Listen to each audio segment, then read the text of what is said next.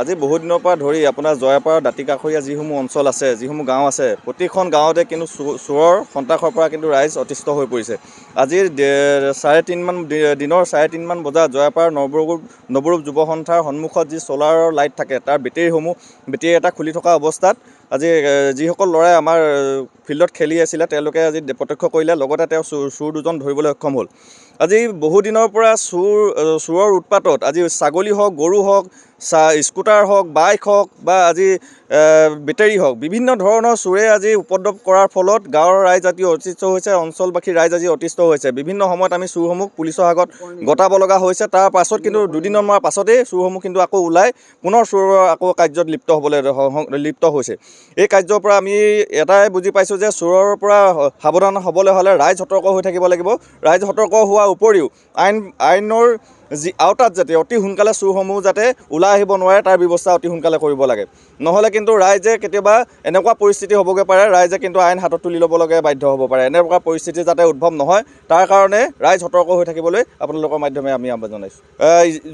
ইয়াৰ আগত কমেও আমাৰ গাঁৱত 20টাতকৈ অধিক বেটেৰী চোৰে ইতিমধ্যে লৈ গ'ল। তেওঁলোকে স্বীকাৰো কৰিছে। আজি যিজন চোৰে আজি ৰাইজে ধৰিলে, ৰাইজে ধৰাৰ সময়ত তেওঁলোকে নিজৰ মুখেৰে ক'বলৈ বাধ্য হৈছে যে আগৰ যিসমূহ বেটেৰী তেওঁলোকেই ইয়াৰ পৰা উঠাই নিছিলে। চোৰকেইজন এজনৰ ঘৰ ৰজাবাৰী অঞ্চলৰ বুলি আমি জানিবলৈ পাইছোঁ আৰু এজন আপোনাৰ বাইপাছৰ ওচৰৰ বুলি আমি জানিবলৈ পাইছোঁ।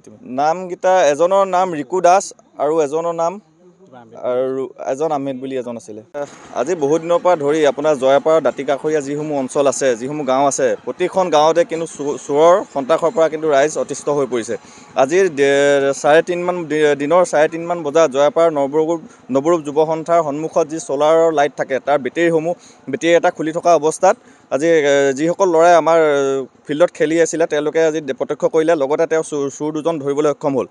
আজি বহুদিনৰ পৰা চোৰৰ উৎপাতত আজি ছাগলী হওক, গৰু হওক, স্কুটাৰ হওক, বাইক হওক বা আজি বেটেৰী হওক, বিভিন্ন ধৰণৰ চোৰে আজি উপদ্ৰৱ কৰাৰ ফলত গাঁৱৰ ৰাইজ আজি অতিষ্ঠ হৈছে, অঞ্চলবাসীৰ ৰাইজ আজি অতিষ্ঠ হৈছে। বিভিন্ন সময়ত আমি চোৰসমূহ পুলিচৰ আগত গতাব লগা হৈছে। তাৰ পাছত কিন্তু দুদিনমানৰ পাছতেই চোৰসমূহ কিন্তু আকৌ ওলাই পুনৰ চোৰৰ কাৰ্যত লিপ্ত হৈছে।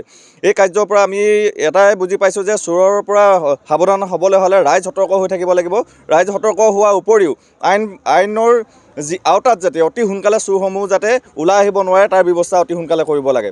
নহ'লে কিন্তু ৰাইজে কেতিয়াবা এনেকুৱা পৰিস্থিতি হ'বগৈ পাৰে, ৰাইজে কিন্তু আইন হাতত তুলি ল'বলগীয়া বাধ্য হ'ব পাৰে। এনেকুৱা পৰিস্থিতি যাতে উদ্ভৱ নহয় তাৰ কাৰণে ৰাইজ সতৰ্ক হৈ থাকিবলৈ আপোনালোকৰ মাধ্যমে আমি আহ্বান জনাইছোঁ। ইয়াৰ আগত কমেও আমাৰ গাঁৱত 20টাতকৈ অধিক বেটেৰী চোৰে ইতিমধ্যে লৈ গ'ল। তেওঁলোকে স্বীকাৰো কৰিছে। আজি যিজন চোৰে আজি ৰাইজে ধৰিলে, ৰাইজে ধৰাৰ সময়ত তেওঁলোকে নিজৰ মুখেৰে ক'বলৈ বাধ্য হৈছে যে আগৰ যিসমূহ বেটেৰী তেওঁলোকেই ইয়াৰ পৰা উঠাই নিছিলে। চোৰকেইজন এজনৰ ঘৰ ৰজাবাৰী অঞ্চলৰ বুলি আমি জানিবলৈ পাইছোঁ আৰু এজন আপোনাৰ বাইপাছৰ ওচৰৰ বুলি আমি জানিবলৈ পাইছোঁ। নামকেইটা এজনৰ নাম ৰিকু দাস আৰু এজন আহমেদ বুলি এজন আছিলে। যিকোনো খবৰৰ বাবে যোগাযোগ কৰক 7099017330 লগতে 7099017110 নম্বৰত।